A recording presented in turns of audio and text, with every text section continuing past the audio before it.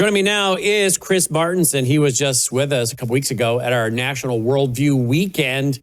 And by the way, all those keynote presentations are in the vault at worldviewtube.com/vault, worldviewtube.com/vault. Chris joins us tonight. Chris, welcome back to the broadcast. Thanks for being with us.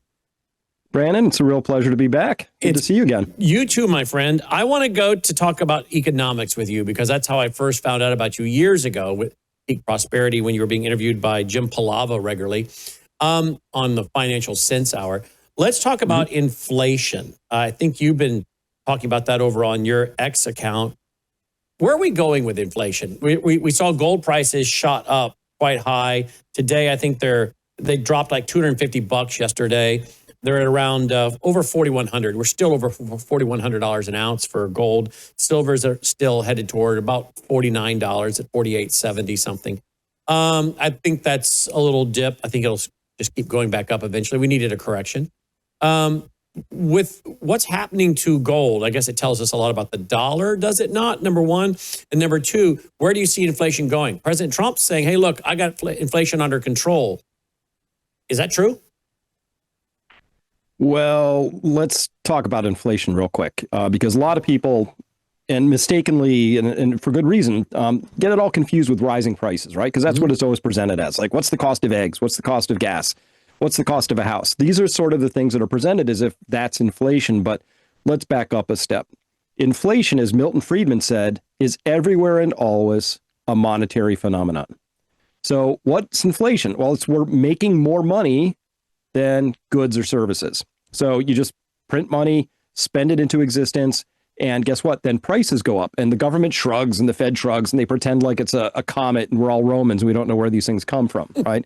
But it's a matter of policy, and so I can tell you very simply, the policy of the Fed is at least 2% inflation. They've missed that for 54 months in a row. They're closer to 3 to 4% by official numbers. 5, 6, 7% by my own numbers and other people who look at this closely. Yes. So we're going to get more inflation, lots more inflation. And it's going to be higher than the government is admitting to you because the BLS statistics are fraudulent. And that's a whole episode all on its own. But everybody knows that, I think, intuitively. Your inflation has not been going up at 3 or 4% over the past year. Yes, and I agree with you, at least 5, 7%. Now, look, we have the word that the Treasury Department just bought back $1.9 billion of its own debt. Now, this is how you create inflation, right? Well, this is even a slightly more sinister to me, and it's in the sense that what they're saying is this is funny. This is so Orwellian. The Treasury Department says that they're buying back their own debt to help manage cash. That's like a Coke addict saying that every so often they sell a little Coke to manage their supply. The Treasury is always burning through cash it doesn't have. $2 trillion a year. It doesn't have to buy back its own Treasury issues to manage cash. That's not the issue. So what is it doing? Well, what it's doing is it's bailing out banks who happen to have bought up a lot of Treasury debt in those years when we had what was called ZIRP, zero interest rate policy, ZIRP, ZIRP by the Fed. So they're sitting on 10-year treasuries in some cases that yield 1%, 0.75%. Currently, those would yield about 4%. So what do? Well, in order to maintain the idea that there's a market for 0.75% yielding U.S. 10-year debt, the Treasury is stepping in to make the market. So that's what they're doing. They're kind of bailing out banks, they're bailing out financial institutions, and they're also making it look like there's a market for something that really it's pretty thin. Nobody really wants those things right now. Why would you? Yeah, why would you? Okay, so where do you think we're going with the Trump administration? Has he been brought in? This is what Leo Holman and I, before he was elected, were pontificating. What if Trump is allowed to win because he's the guy to oversee the crash of the U.S. economy? That he's going to be the one that can sell us digital IDs and all of this stuff that Kamala could never sell. She couldn't sell a life jacket to a drowning man. But Trump can be brought in to sell it. And this golden age and all the words they're using, right, to call it different great names, it's really just selling us the reset of the Great Reset, the reset of the currency, the dollar, everything. And he's the guy who's been brought in to sell it to us. That's what Leo and I were saying before the election as one possibility, that maybe they'll let him win. If they can rig elections, why then will they not rig it? Well, it's too big. to rig. Others say, no, Brandon, it's never too big to rig. They can do it. And so, okay, if it's not too big to rig, then they're going to let him win. If so, why would they let him win? Because he's going to be the guy to sell it to us. I don't know. We just had all kinds of theories. What do you think now that we're 10 months into this? Well, this is a hard one for me, Brandon, because I'm of the mind that I'm old enough now, having lived through, as an adult, I saw Clinton, I saw George W. Bush, I saw Obama, and there's no daylight in any of their policies, Democrat, Republican, Democrat, Biden, Trump. We end up with the same policies over and over again, right? So it's the same policy of let's just, bomb countries. And there's always a reason. It's always very, very important. But we spend a lot of money on that. And the policy always seems to be let Wall Street get away with whatever it wants to get away with. It can run the biggest scams ever. Nobody ever goes to prison, right? So we've been watching this play out my entire adult life. And so I'm not sure that any particular president actually bends the arc of history all that much, because I think we're in the hands of the deep state at this point in time. They have a plan. They have a direction they want to take us. And one of these things involves this thing called the Great Reset. So your audience is smart. You're smart. I'm smart. We can all sit down and look at, leaving aside presidents, Democrat, Republican, all that. Those might just be distractions. Here's the main game.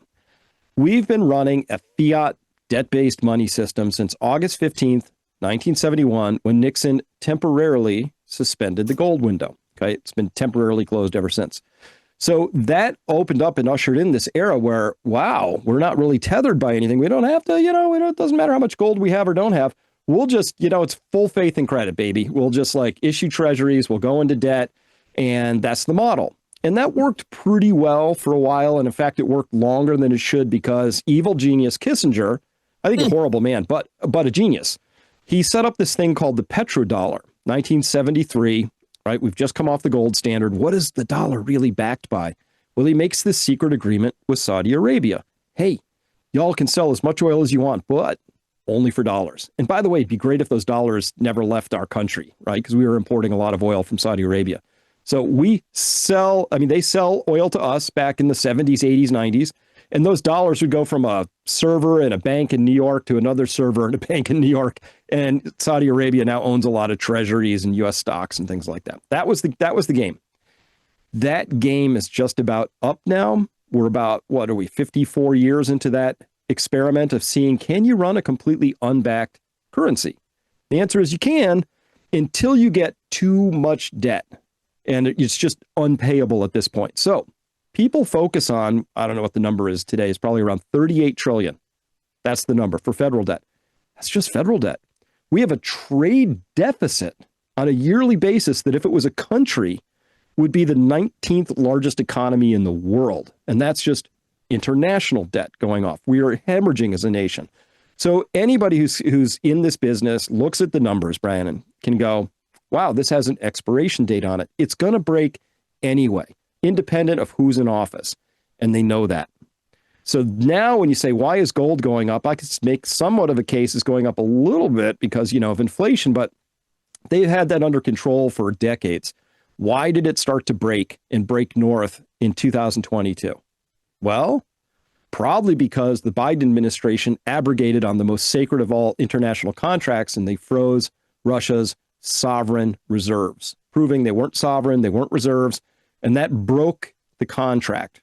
Now, when you unilaterally break a contract, whether you think you have a good reason for it or not, it has enormous consequences. And one of those consequences was gold broke every relationship that I've been following for decades. It's a beautiful, perfect inverse correlated with real yields. It's an anti-dollar. You could just track a couple things and you knew exactly what the price of gold was, but not since 2022. So this latest thing we're seeing here with this, spike of gold here in 2025, that's actually 3 years in the making, and it's telling us something more important than inflation. It's saying that the dollar experiment is now entering a new phase where people have lost faith in the full faith and credit of the United States. And that's why when we get to Trump, we say, gosh, you'd want to be kind of careful when you're negotiating with your biggest trading partners like China. You'd want to be careful because we kind of need them to take our dollars and send us stuff, right? That's the deal. Well, they've been getting rid of their dollars for at least 6 years now, and they're not recycling them into anything we can identify. What are they buying? Well, mostly gold and oil and trade deals with other countries around the world. So that's where we're at right now. And I believe that when we look at something like the Great Reset, that's simply some smart people sitting down going, look, this thing is going to break anyway. We made some bad decisions. We have decades of terrible decisions, starting with Nixon, but carrying on through every administration.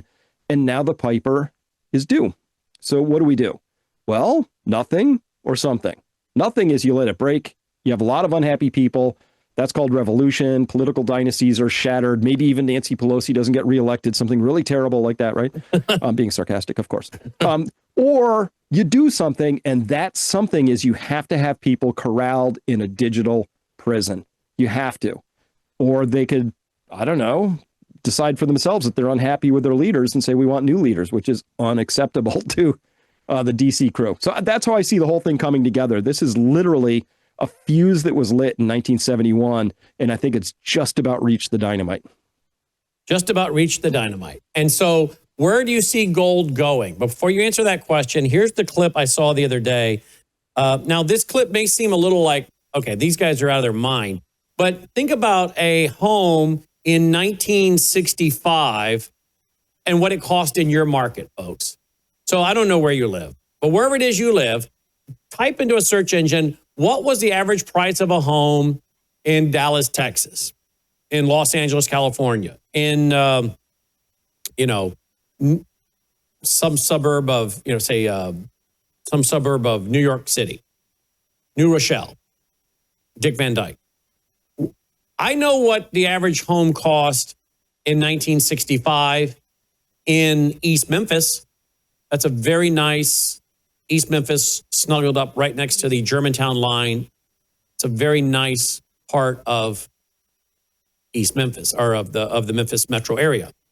And the average home, and we're talking 3 bedrooms, wood floor throughout, maybe 2,100 square feet, was about $20,000 in 1965.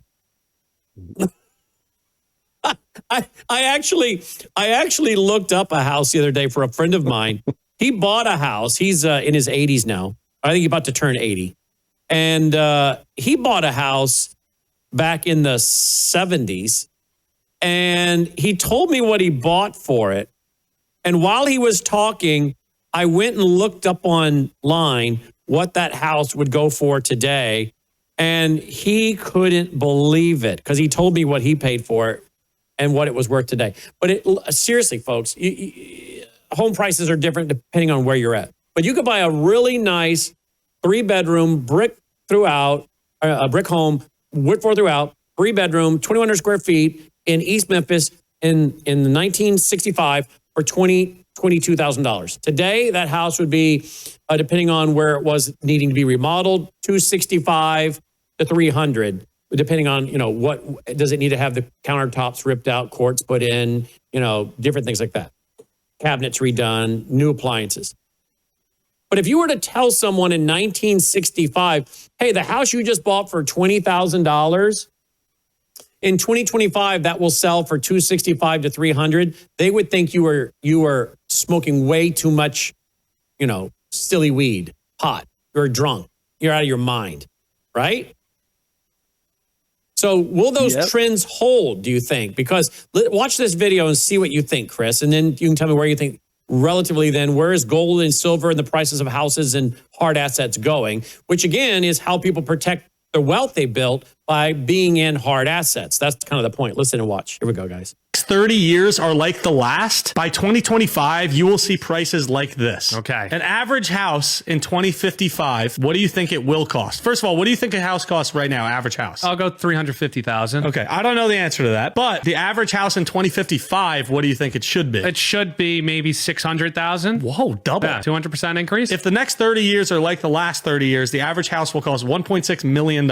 Yeah, no, that's painful. painful and that hurts. Yeah, we're on a sad decline here. This is the truth here. Well, inflation, right? That's not inflation. That's like astronomical inflation. Yeah, it's bad. How much do you think a new car will cost in 2055? In 2055, a new car will cost $35,000. Okay, a new car, if the 30 years are like the last 30 years, will cost $218,165. I can't afford that, Brian. Which is the cost of like a very small house in New Jersey. Oh my goodness. Guess how much average rent will be in 2055? Let's go $4.5 thousand. It's going to cost $6,500 per month in 2055. I'm trying to guess with you, you know? How much do you think a cup of coffee will cost in 2055? Oh, you mean a cup of Joe? Cup of Joe, that you're addicted to. $8.90. $28 a cup. No, that's can't be real. It is 100% real. Oh my goodness. How much do you think a gallon of gasoline will cost in 2055? Gallon of gas here in New Jersey is $3. In like LA, it's like $6 or $7. Let's go with $7 or $8. $16 a gallon. Yeah, insane. And then the opposite way, guess how much minimum wage will be in 2055 comparatively to all these prices? Yeah, it's not going to be as high. $35. No, $12.36 per hour. Across the country. How are you going to afford a $1.6 million house? How much do you think an average household income will be in 2055? Let's go 200. So let's go $1 million. $92,702. I don't know why I was trying to inflate it like you did the other thing. No, because salary's not going up, but the price of everything is going up. That's the point here, and it sucks. If the next... All right. So what do you make of that, Chris? Oh, that was really well done. I like the pacing, the style. I like their examples. That was good repartee. So kudos for production, but they're absolutely right. And that's only if inflation continues as it has been. I think we're going to be facing actually much, much steeper, faster, higher inflation for a lot of reasons. So you think their numbers are low? Yes, yeah, they probably are, right? But let's take it. We were talking about gold a second ago. I have an example. So a good friend of mine, Tom, he lives in the Phoenix area, and in 2017 he bought a home, and he was just looking on Zillow, and it cost twice as much according to this estimate, right? Twice as much. It had basically gone from, I'll make some numbers up, from just about $1 million to $2 million, right? It's like, whoa, I have $2 million, but I've been coaching him for a while, and he'd been buying gold, and he finally ran the numbers. He said, you know, it would have cost me this many ounces of gold in 2017, runs the numbers, the exact same number of ounces of gold today. It's the same number.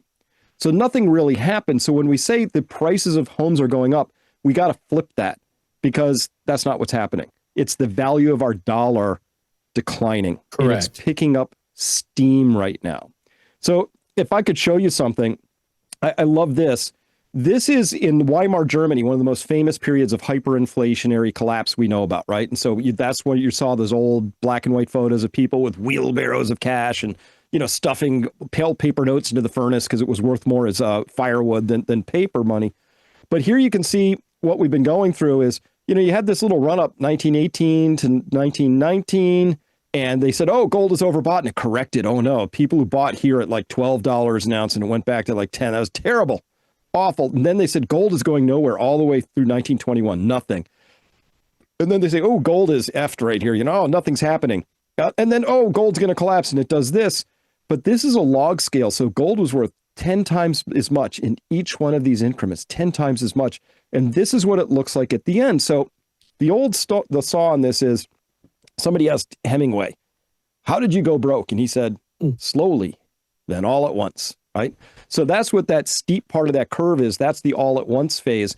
The Trump administration came in, they had, you know, big things. They're going to do this Doge. There were $2 extra trillion slapped onto federal expenditures because of COVID. Let's just dial that back. You know, it went from 4 to 6. Let's get those 2 back. They tried that. They did Doge for a month. It was wildly successful, maybe too successful for political interests. So they canned it. And then they threw in the towel completely and said, nah, we're going to grow the economy. Right, which means they're not going to cut spending. Then they passed the big, beautiful bill, and we are now locked into another $25 trillion of new debt minimum over the next 10 years. It's going to happen. 25 trillion, that's a lot. Where does that come from? Well, the Fed prints it up. What happens when you print too much money? It looks like this eventually. So when people ask me, Chris, you know, could gold get to 5,000 an ounce? 6,000? Could it get to 7,000? If we get into a hyperinflationary situation like this, Brandon, there will be numbers that won't even make sense to you and me, right? They'll be silly numbers. But that's what those two gentlemen were talking about. Inflation is coming in. There's nothing they can do at this point. There's nothing they can do because we would need real leadership. Here's what real leadership would sound like. They would say, nation, really sorry to have to tell you this, but we, the leaders, really dropped the ball. We should have been actually running balanced budgets decades ago, but we didn't. We thought we could always be running perpetual deficits. It turned out we couldn't. And now we got this AI stuff coming along, which is going to take jobs, which is deflationary. That's terrible. I mean, in terms of people earning money, what do? Sorry, we can't pay all this money back. So our choices now are either let the money system burn to the ground, which destroys everybody, or we go into austerity, which means we live beyond our means. Now we have to live below our means. Nobody's going to like that. Everybody's going to hate that. Politicians will lose their jobs, so we're not going to do that. Right? I guess what I'm saying here is that there aren't any good options. It's like left exit or right exit, inflation or a really painful deflation. And neither is a good option at this point in time. And that's what Trump is stuck with at this particular moment in time. Mm. So this is, of course, why we talk a lot here about hard assets, right? Because it's not about making money. It's just about trying to preserve your wealth that you've created for your family. And, your wealth may be 10,000, 20,000, 100,000. It may be $1 million, whatever it is. You're trying to put it somewhere so it won't be destroyed by inflation. So let's assume we're going down the path you're talking about. At what point do the pitchforks and torches come out? And I can't believe I said on radio today again. I can because I understand apathy and passivity because the American people have been brainwashed and dumbed down, and they've been coerced through group consensus that this is liberty, this is freedom, that this is the way it's supposed to be. But our founding fathers, if they were allowed to come back for a couple of days, would look around and go, are you kidding me? You people think you're free? You are so enslaved, but you don't even realize how enslaved you are. You can't even build a back porch without going through a bunch of red tape with your local government. But let's go on and talk about the federal government, where they're robbing you guys blind. They're financially raping you. They make you get up every day, work, and take 40%, 40% of your income. Then you add in local and state taxes, 50% of your income, plus the hidden taxes, plus inflation, which is another hidden tax. And you guys go along like your life is great. We fought a revolution over far less than this. And then that same government is killing your own people with COVID shots and bioweapons and so-called vaccines. And they're giving billions and billions and trillions of dollars to foreign countries that hate our guts. You're letting countries that want to kill you, that are funding terrorism, build military bases in the U.S. There's an elite that is financially raping the country, laundering money, and enriching themselves. And you guys just go along with it. Like, yeah, this is great. We love it. We love being raped by the federal government, not to mention our state governments. But at some point, is this not going to be pitchforks and torches? I think we're already there, but let me set it up by saying that, and here's why. First off, I was just reading some history recently, and it turned out that back in our founding fathers' time, guys would get together at the local tavern, and they would talk like philosophers and Renaissance men about all different sorts of things, so that you could have somebody at the age of 33 write the Declaration of Independence, right? In our society today, somebody who's 33 is a man-child, barely grown up, hardly trusted with anything at this point in time. But it was different. People had the context. They knew what they were talking about. They could discuss monetary policy, foreign policy. They would have all these interests, right? So there's very few people who can have that conversation. And that, I think, has been done on purpose because our education system has specifically been dumbing us down. And so it's won. I think it's already won the battle. So I say the pitchforks are out because people are right. They're angry. They have been systematically abused. All those things you just mentioned, right? Those are all of those individual liberty usurpations, right? It's already happened and they can feel it. Their lives are harder and harder and it's not working. But because they lack the context, Brandon, they blame the wrong people. So they elect a Mamdani in New York, and he's going to promise to soak the rich people, who are the only people paying the bills in New York, who will flee New York. And it'll get worse and worse and worse, and they'll continue to blame the wrong people. And who should they be blaming? Well, your politicians and your Federal Reserve, who is specifically, as a matter of policy, ignited inflation over and over and over again, rescued financial markets so that they don't take any losses, them and their friends, right? And they throw everybody else under the wheels of the bus. The people who took entire generations and said, yeah, you shouldn't have children or form a household, not important to us, not as important as making sure that Wall Street gets their bonuses this year and JP Morgan has a really fat trading bonus. I mean, it's just, this is the situation we're in, and you're right. If people could get that cold dash of water on their face, of reality, they would go, this is unacceptable. It really is. But make no mistake, this path always ends badly for the nations that pursue it.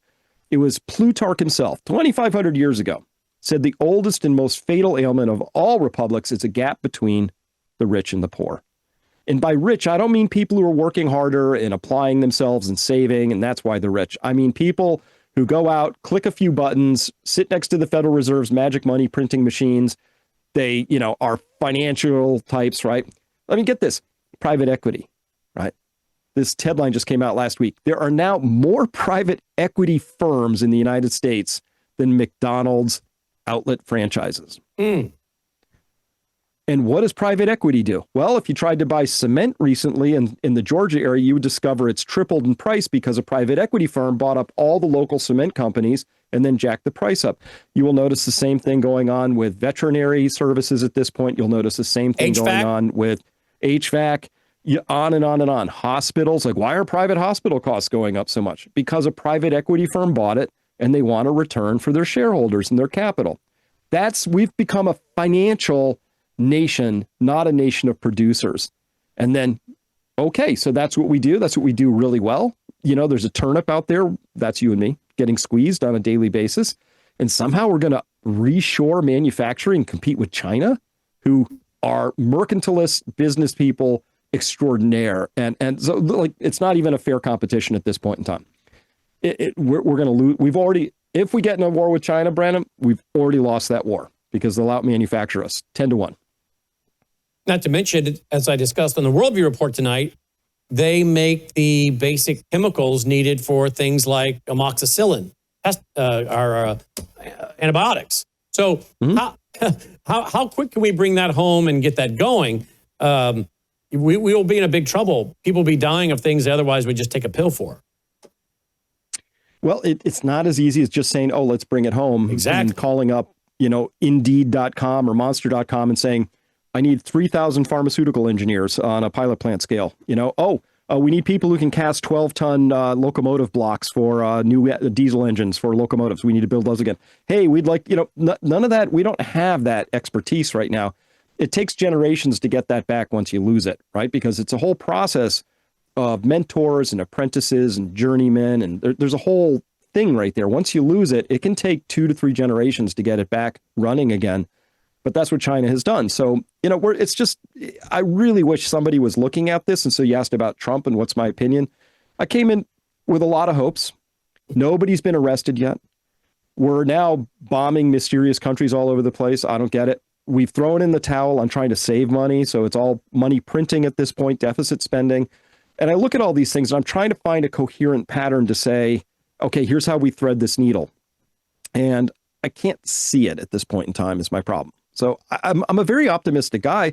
I do things in a very optimistic way in my overall life, but I don't see where this is going yet. And I can't figure out what the plan is. And if there is a plan, I wish they'd share it with us because it doesn't make sense right now, And so until I see that plan, here's the deal. M2, which is a broad measure of money, is exploding like crazy. The government's deficit spending like crazy. The Federal Reserve has just said that it's going to throw in the towel on reducing its balance sheet. So that's over. We're probably just a matter of months away from actively doing quantitative easing again, which is a fancy name for money printing. When the money printing starts, people are going to either be in hard assets or they're not going to be in hard assets. I think it's getting that simple at this point. Okay, so tell me, what do you think about energy prices? Because I'm hearing people say that due to all the data centers, your energy bill is going to be equal to a mortgage or to your rent. Is that overblown or is that true? Well, it's absolutely true already in some places. So 2 things. First, nationally, electricity prices have gone up 35% in the last 3 years. But that's an average. So if you live more than 50 miles from a data center, you probably haven't seen anything close to that. But if you live in northern New Jersey or northern Virginia, where you are very close to data centers, your electricity bills might have gone up not 100%, meaning they doubled, they would have gone up 200%. So they've tripled in essence. So a lot of people out there used to have, I don't know, $300 a month. Now they're paying $900 a month for electricity. That's what that means. And so that trend is going to continue. We are all subsidizing this so-called AI boom with all this capital and all these billionaires, right?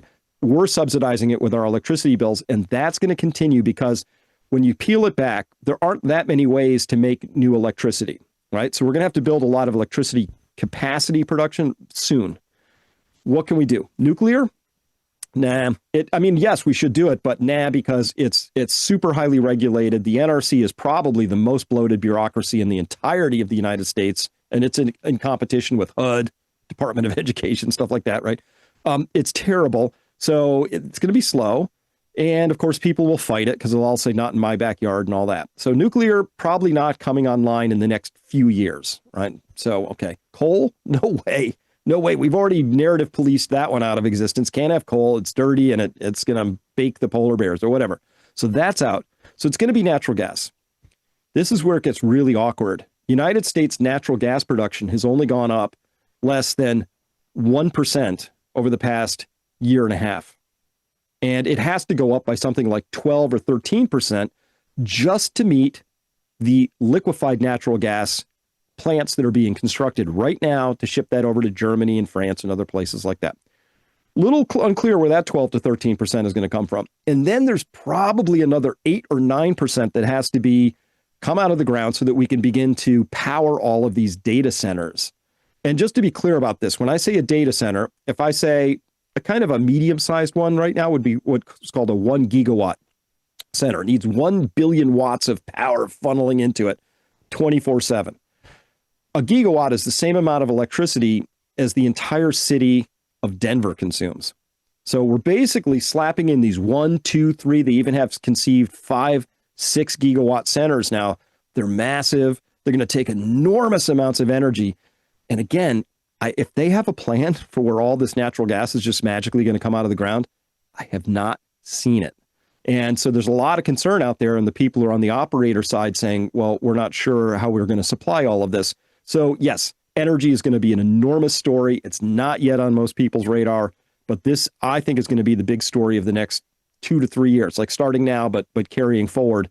And again, it's just a failure to plan. So that's where we're at. Thank you for that. Now, President Trump put out this today that he talked about cattle ranchers who I love don't understand that the only reason they're doing so well for the first time in decades is because I put tariffs on cattle coming in the United States, including 50% tariff on Brazil. If it weren't for me, they would be doing just as they've been done for the past 20 years. Terrible. It would be nice if they would understand that, but they also have to get their prices down because the consumer is a very big factor in my thinking also. Well, I don't know who let him put that out, but he's getting really a lot of pushback online today over this. I dealt with it on radio because, as I said on radio today, at my opening monologue, Brazil and China apparently are dominating the meat packing plants, a lot of them, and they're the ones that are this bad actor in the whole scenario that are making the money. It's not the cattle ranchers. They can't afford to bring their prices down. They need to be building up their herds, and they need capital to do it. And he's saying, you guys need to understand. You don't understand. He says twice, you don't understand. No, President Trump is apparently the guy that doesn't understand. And the American cattle guys are online today reading him the Riot Act. We love you. We voted for you. We support you. But you are so wrong on this that, it's, I read this on the air today, and I got to read it again, because this is exactly what I said in my monologue. And I'm like, I'm not an expert on this, but I knew enough over the last few years to get this right. Daniel Horowitz wrote, if anything, you'd be more justified in encouraging imports of cattle to build up domestic herds, which desperately need more heads. What you don't want to do is encourage import of beef. This is the general rule Trump has with understanding tariffs. He goes just as severe, and in some cases more severe, on the raw materials and inputs that are needed to bolster American producers than the final products. And then I have another guy who I thought you put it in the bookmarks, Logan. Someone wrote, which one was it? This guy here? Oh, yeah, here we go. This guy right here, Farm Action. The 4 big meat packers, including Brazil's JBS and Marfrig, control beef prices, not American cattle ranchers. These global corporations have been making record profits off U.S. consumers while squeezing independent ranchers out of business.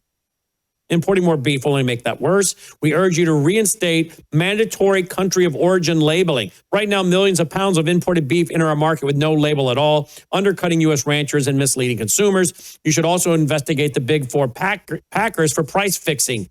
2 of them just settled a 2019 case after manipulating prices and cheating both ranchers and consumers. Instead of forcing cattle prices down, let's bring beef prices down by tackling consolidation, enforcing antitrust laws, and restoring fair competition. Ranchers need support to rebuild their herds. That's how we truly increase beef supply and lower prices long term. After years of drought, high input costs, and selling into a rigged market, we deserve policies that strengthen rural America, not ones that reward foreign competitors and corporate monopolies.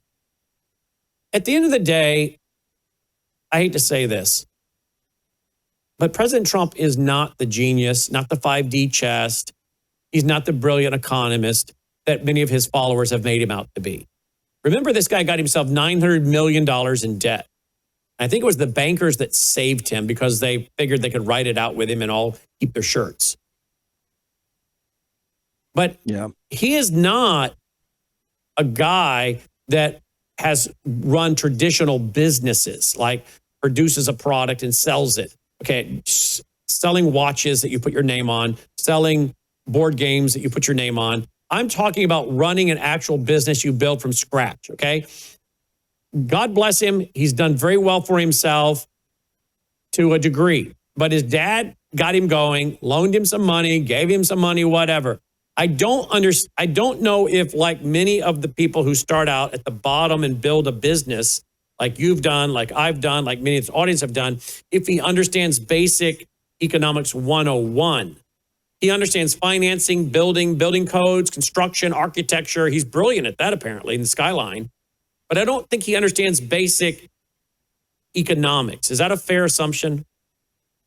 Well, based on that tweet he put out about the cattle situation, that's unbelievably ignorant. And anybody who had been in a basic, like a low margin cost pressure sort of an environment. I mean, listen, here's the deal. 2 years ago, it was announced that our cattle herd was the same size as in 1963, right? When we had basically 1/3 as many people. So obviously, when you have fewer cattle and just 3 times as many people, you have a problem there. You're going to have price pressures. That's part one. Part two, you read from the Cattlemen's Association, input costs have been going through the roof. It's unbelievable. Just property taxes alone on some of these ranches are now one of their top cost pressures out there. Of course, they have, depending on what kind of dry land or pasture raising they're doing, they're going to have all sorts of other input costs. You got your vet costs, right? Obviously, you got your hay costs if you have to carry them through the winter, all that. And I'm speaking with a little experience. I have 6 cows, right? We carry them through the winter. It's very expensive, right? So inflation has been going through the roof. And we have the drought as well. So there are a lot of pressures on them. And then meanwhile, the other thing that's been happening, Brandon, and this is across all commodities. This is all of them. Corn costs the same today as it did 15, 20 years ago. The same. I'm not talking inflation adjusted. I mean, the same nominal dollars. And of course, farmers have all these other same input costs. So the producers get squeezed like crazy, but the meat packing plants, the middlemen, the Cargills, the food stores, they do pretty well on this. And so the producers are always the people we dump on. We call them farmers, right? But that's a real problem. And what Trump just said there was like, oh, no, you guys just have to get, stop being idiots or whatever, right? Whatever he put that. It's not good, right? And so if I can, I'll show you this. Cows is one thing, but soybeans is another. Soybeans is our largest food export, bar none, right? And China was 50% of our exports, just north of that, usually 51, 52%. And look what's happened here. Soybean sales to China went to 0 in May, and they haven't picked back up again. This is a disaster unfolding right now. Now, why did that happen? It happened because China was getting squeezed by Trump, and they said, okay, you want to do this tariff war thing? We're not going to be bullied. We're a big boy nation. We get to make our own decisions. We'll just go buy our soybeans elsewhere. So Trump came out just yesterday, put a tweet out and said, oh, I understand it's bad for the soybean farmers. Tell you what, we'll take some of our tariffs. We'll make you all whole. Like whatever you lost this year, we'll just give you money. And the soybean farmers are like, if I lost $1 and you give me $1, I don't want your handout because I just lost my number one customer. That's worse. You can't get it back. When you lose that customer goes to Argentina, goes to Brazil. There are other places. So this is a disaster unfolding right now for the American farmers. And it's because this isn't 5D chess. I think we're looking at pigeon chess at this point in time. It's just not, it's not what I'm hoping. So with that being said, you're going to have a lot of farmers losing their land. And I don't know if it's Acre Tracker and these other companies. I don't know if there's a move on to, have these farms go belly up and then rush in and grab the land and what they're going to do with it. But windmills, solar farms, what a joke that is. I mean, Bill Gates, these guys don't even want you eating cattle. Maybe they're just going to buy it and sit on it as a good hedge against inflation. And then take that once you don't have enough farmers and you're forced to buy their fake meat. I don't know. I'm trying to figure out what the play is here. Do you have any idea? Well, whether it's intentional or not, what's happening is the small and mid-sized farmers are being driven out of business. This is going to be a huge year. I think farm bankruptcies already here in October of 25 are exceeding last year, and last year was a bad year. So we're probably going to see many, many more bankruptcies. And whether that's a feature or a bug of the system, there are going to be people like private equity and all these big BlackRocks and Carlyles and whatnots, Bill Gates, who are going to swoop in and buy that farmland, right? Here are your bankruptcies right here. Yeah, it's awful. It's really, and it's going to get worse. Some of those haven't been announced yet, so it's going to be very bad this year. And this is a tragedy. Obviously, the strength of a nation is, your small and mid-sized farmers. Obviously, we don't want just giant, big agribusiness concerns. We don't just want tens of thousands of acre, giant ag business things. We want small, independent farms who are actually incentivized to grow great food that improves the earth while they do it at the same time. It's called regenerative farming. And by the way, what did we just find out through RFK is that our food in this country, in the United States, very specifically makes people sick for whatever sets of reasons, right? And I guarantee you, once China starts buying their soybeans from, say, I don't know, Brazil or Argentina, they're not coming back because we have GMO soybeans here and they're not the same. And I'm not putting hyperbole out there. I'm not just trying to shake a little like, oh, here's some more fear stuff. It's an inferior product, and that's going to show up very quickly to them, and they're going to figure that out. It's more cost effective, but they're inferior products.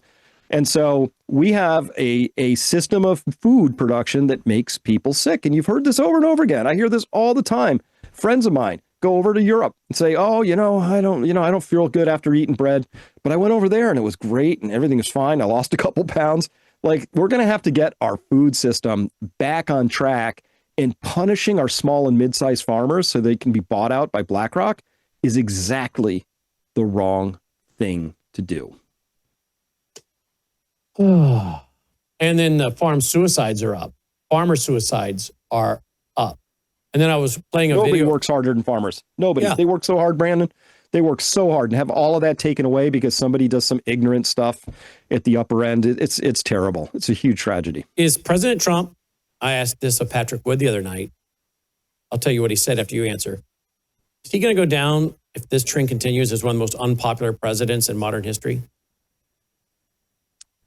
Well, the direction we're on is going to lead to a pretty sizable disruption. Let me be euphemistic about it. No, this could end really catastrophically. Are we talking? And then, of course, are we talking Herbert Hoover? I mean, right? Collapse? Yeah, collapse. Like, we're talking like Great Depression, like capital D kind of a thing. And then you go down as a very unpopular president, right? For just that one reason alone. Is that the end of capitalism in America? We don't have capitalism right now. This is corporatism, communitarianism, big government, big business, fascism, whatever you want to call it. But it'll be painted as capitalism. And what I fear is they'll bring back all the stuff from the 1980s. Donald Trump living large, dancing, his helicopter, Trump Tower, the board games, all this stuff. You know, the epitome of capitalism, Donald Trump. How did that end? You know, right? Crash and burn. And it'll be portrayed as Mr. Capitalist, Mr. Businessman.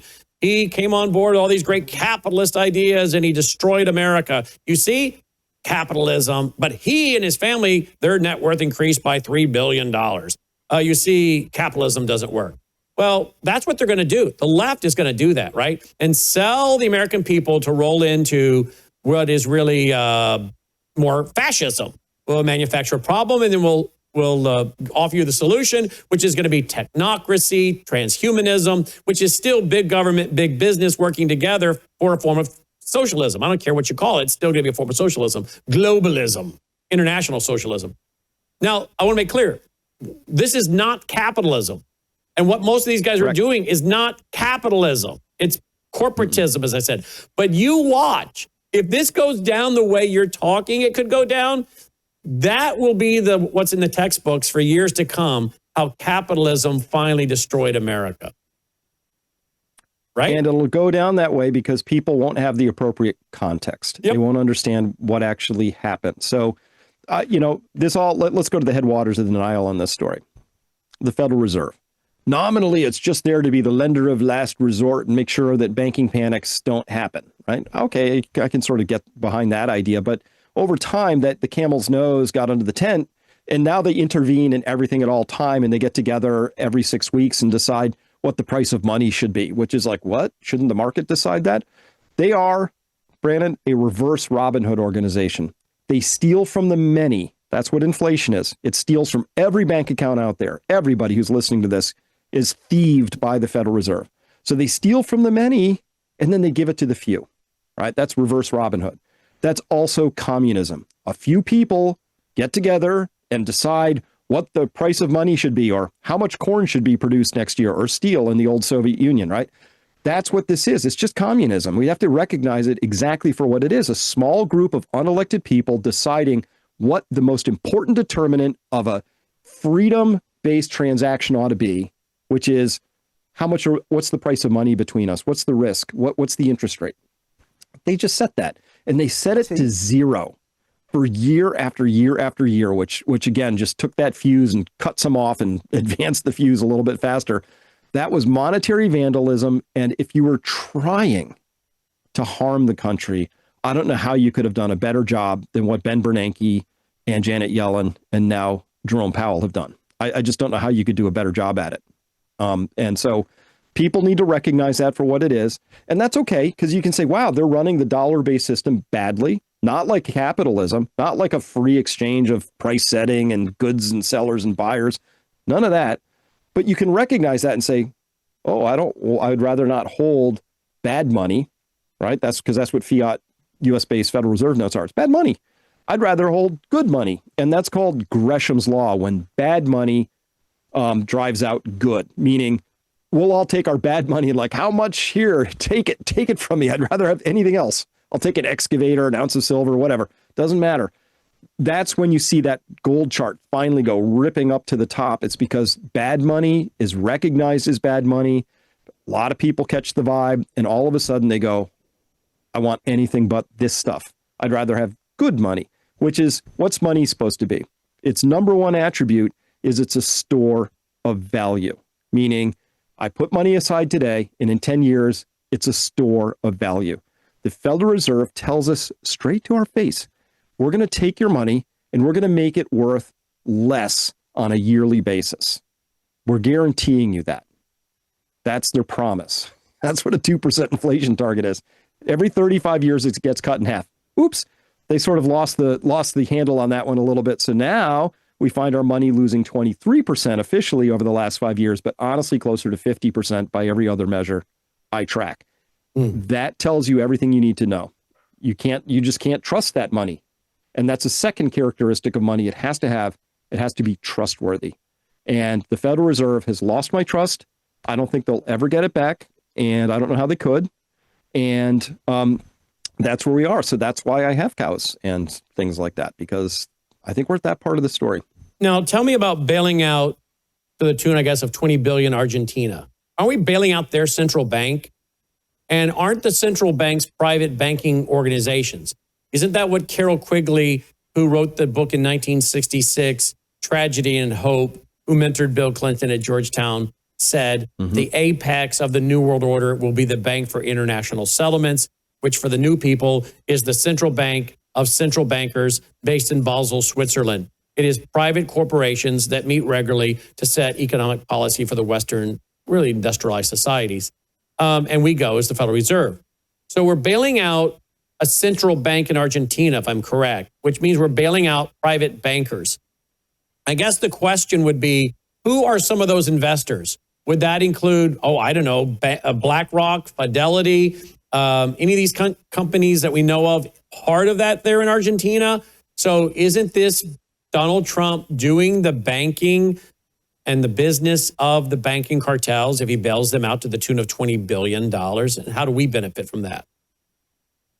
Well, we won't. I mean, this was a currency swap, I believe. So what they did was they bought $20 billion of Argentinian pesos. And those have been just like hemorrhaging like crazy value against the dollar. So the whole idea was to sort of stabilize that a little bit and give Milei, the current president of Argentina, maybe a little bit more runway to try some of his programs out. Now, Argentina is actually pretty interesting because it's a very resource-rich nation. It's got a lot of areas to grow cattle, soybeans. They've got a very big shale oil play down there, but it's all more or less poorly run and undeveloped. So they have some opportunity to do well. I think what we have to look at this, though, is in the larger sweep of Argentina, plus what we're doing in Venezuela. We now know that CIA has been authorized under Trump to muck around in there and try and get some regime change going. We're blowing up boats in the open ocean, claiming that they're running drugs or something like that.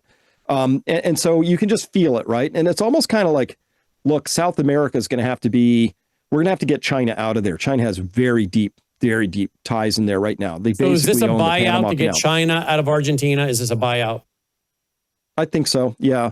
There's a lot of things going on in various groups, but South America, I think we're making a play for it as a country.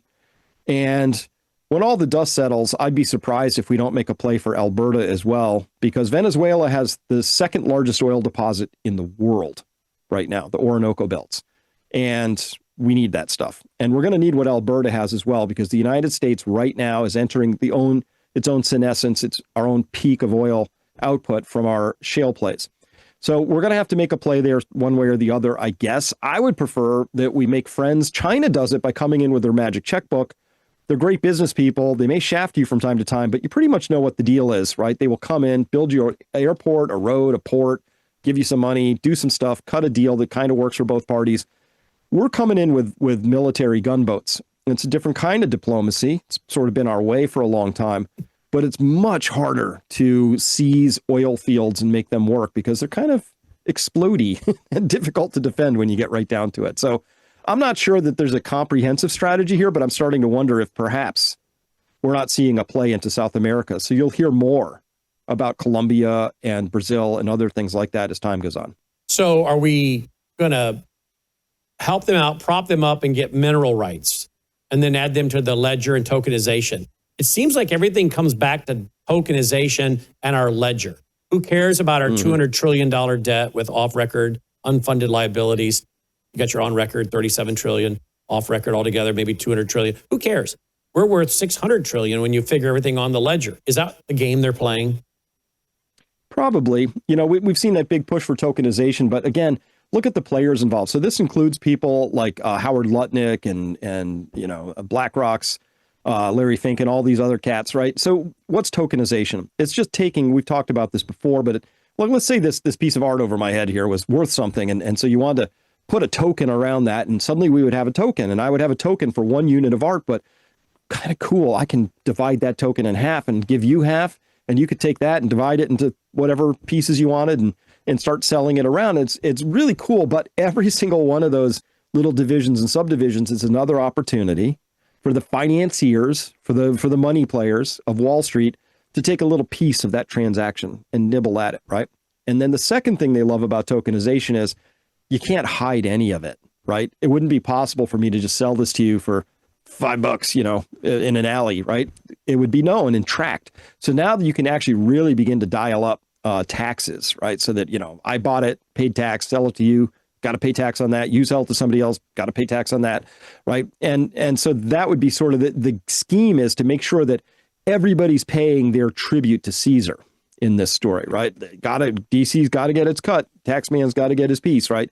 So that's really what the essence of tokenization is. It allows you to control assets, take fees every step of the way, and make sure that nothing escapes the notice of the taxman. And of course, if you've done that and you've tokenized, say, Argentinian shale oil output somehow, you can also turn that off at the flick of a keyboard. And so it gives you the opportunity to really control your trading partners and the other people who are sort of enmeshed with you. It's about power and control. Power and control, power and control. It's not about freedom.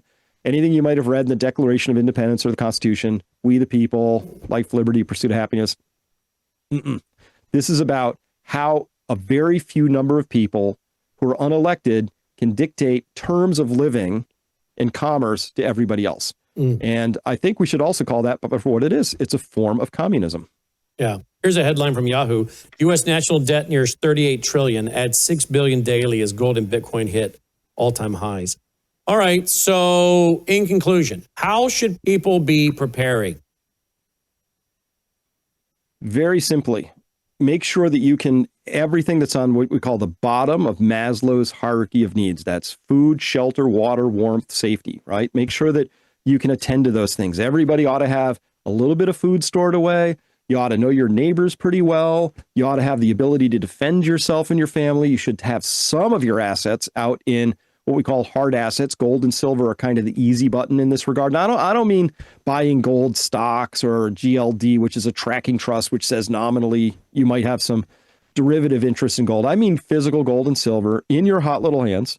And just please, you have to understand what the game is that's being played, so you can have a hope of understanding where this is going.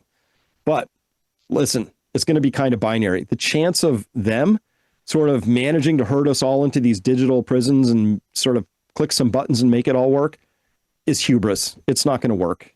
I consider this sort of slavish devotion to technology to be our own Tower of Babel moment.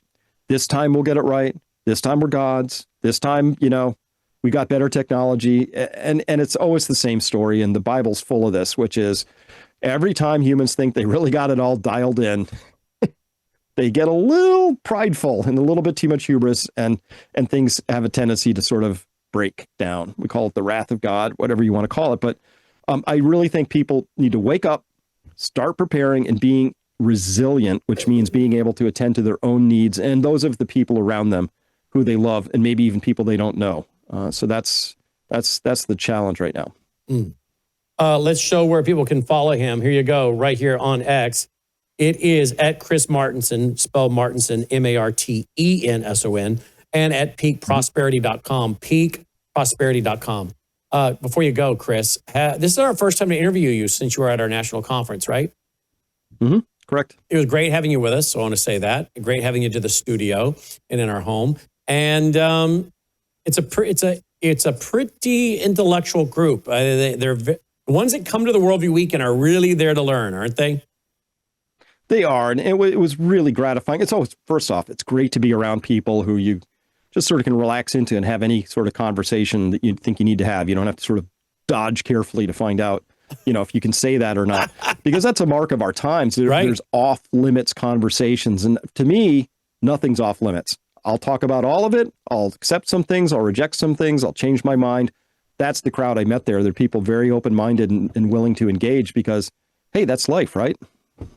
Yeah, that is life. And we're already working on next year's, I think October 23 and 24 in Waukesha, Wisconsin, outside of Milwaukee at the Waukesha Expo Center. But it was great to have you there. In the meantime, folks, visit peakprosperity.com, peakprosperity.com. Chris, we look forward to having you back as always. It's just a wealth of knowledge. Thank you, my friend. Thank you. My pleasure. Chris Martenson checking in. Check out his site, peakprosperity.com. And we'll be right back. We have a big announcement, folks, something we've been waiting on for several months, and it's now here. It's called Bella Melt. You were on it for just 1 week when you lost 3 pounds. So in the first week, you lost 3 pounds on this, right? That is correct. Your GLP-1 is a natural hormone that's in every single one of our bodies. And your GLP-1 lets you know if you're full. It's a satiety hormone. So when your GLP is working properly, it does help suppress your appetite as well as reduce those cravings. It's a sugar-free, fast melt caramel. So what it's going to do best is it's going to reduce your sugar cravings or any other cravings you have in your body. It's going to suppress that appetite. But where Melissa got the most benefit, I think, over the last week was the L-carnitine. The L-carnitine tells your mitochondria, this is where you make, we talked about it before, this is where you produce energy in your cells. It actually tells those mitochondria to burn fat for fuel. We're noticing other people losing up to 7 pounds in the first week. 4 pounds has been about the average. As you lose weight and as you take these Bella Melts, it's going to help lower that blood sugar in your body as well. All the information is there. MelissaHouseBG.com, MelissaHouseBG.com. Just now introducing for the first time Bella Melt with GLP-1 Fast Action.